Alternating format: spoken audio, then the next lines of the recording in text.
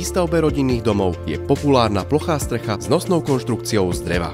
Často však pri nej dochádza k nesprávnemu umiestneniu tepelnej izolácie zo spodnej strany. Domy je tak nutné krátko po dokončení rekonštruovať. V tomto videu vám ukážeme bezpečné riešenie plochej strechy s dlhou životnosťou. Na drevené devnenie sa aplikuje samolepiaci asfaltový pás s nosnou vložkou z hliníkovej fólie ako parozábrana. Následne sa uloží tepelná izolácia podľa výberu, napríklad BMI Thermazone PIR. Voliteľnou opciou je tzv. Vodivá vrstva, ktorá umožní zistiť prípadné netesnosti strechy iskrovou skúškou. Ako hydroizoláciu navrhujeme použitie prémiového riešenia TPO fólie BMI Everguard bielej farby, ktorá sa ukotví k podkladu.